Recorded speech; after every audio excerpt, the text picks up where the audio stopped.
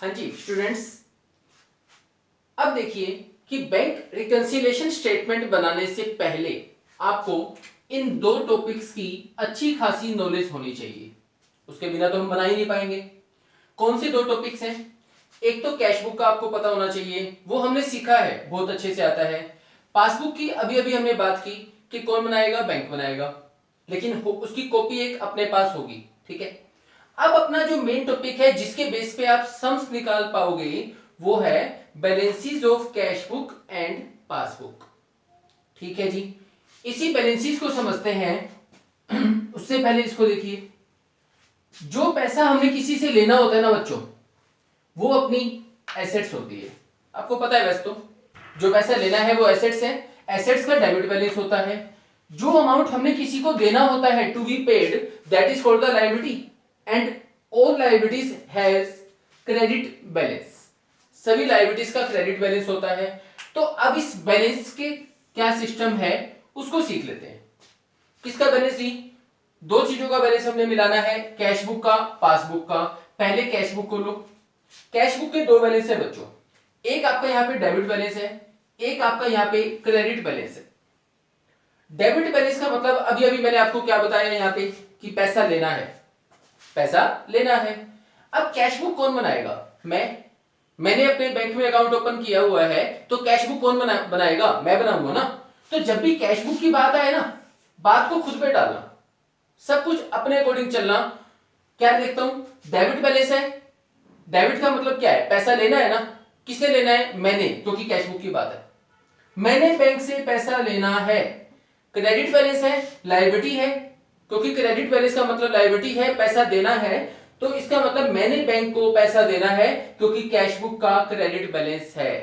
तो कौन से बैलेंस की बात है? इस पे सब कुछ, इस चीज पे। कैश बुक है तो बात को खुद पे डाल दो, पासबुक है तो बात को बैंक पे डाल दो। देखो, पासबुक का डेबिट बैलेंस, डेबिट बैलेंस का मतलब पैसा लेना, किसका बैलेंस है? पासबुक का। तो बैंक ने मुझसे पैसा लेना है। क्रेडिट बैलेंस क्या है? पैसा देना है। किसने देना है? क्योंकि ये पासबुक है तो मतलब बैंक ने मुझे पैसा देना है। सिंपल सी बातें हैं, यहां तक इसको नोट कीजिएगा साथ के साथ। अब सबसे मेन चीज पे ध्यान दो बच्चों, एक आम सिचुएशन को लेके चलो।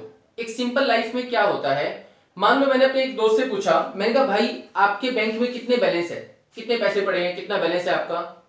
वो कहता है जी 10 लाख।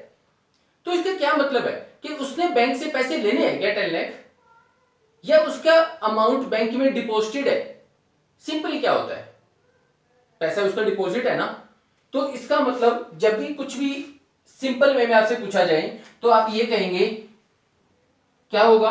मैंने बैंक से पैसा लेना है, मतलब आपका पैसा बैंक में जमा होगा, बैंक ने आपको पैसा देना होगा। सिंपल लाइफ में तो ये होता है। ठीक है, एक्सेप्शनल केस में क्या हो सकता है? कुछ अलग केस भी आ सकते हैं। जैसे मान लो मैंने बैंक से लोन लिया हुआ है, सिस्टम बताऊंगा लोन लेने के आगे काफी होते हैं, क्या सिस्टम होगा। मैंने बैंक को पैसा देना है या बैंक ने मुझसे पैसा लेना है, तो ऐसा जब होगा तो स्पेसिफिकली वो मेंशन्ड होगा। ठीक है जी, तो जो ये वाली सिचुएशन है, ये एक ये वाली, ये आपके पॉजिटिव बैलेंस होते हैं। आपका भी बैलेंस बैंक में पड़ा होगा तो आप क्या कहोगे?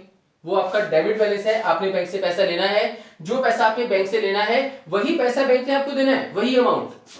तो ये भी पॉजिटिव बैलेंस है, ये भी पॉजिटिव बैलेंस है। लेकिन जब अपोजिट हो जाता है, मतलब मैंने बैंक को पैसा देना है, अच्छा लिया होगा बैंक से भी, तो नेगेटिव बैलेंस होगा। या बैंक ने मुझसे पैसा लेना है, वो भी कौन सा बैलेंस है? नेगेटिव बैलेंस है।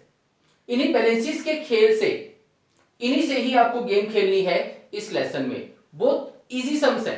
कब? जब ये टॉपिक आपका एकदम ओके हो जाए तो। ठीक है जी, अब स्टेटमेंट में आपको क्या गिवन होगा? आपको इनमें से कोई भी एक बैलेंस गिवन होगा, ये हो सकता है, इनमें से कोई भी एक हो सकता है। तो मान लो आपको दिया हुआ कैश बुक का डेबिट बैलेंस।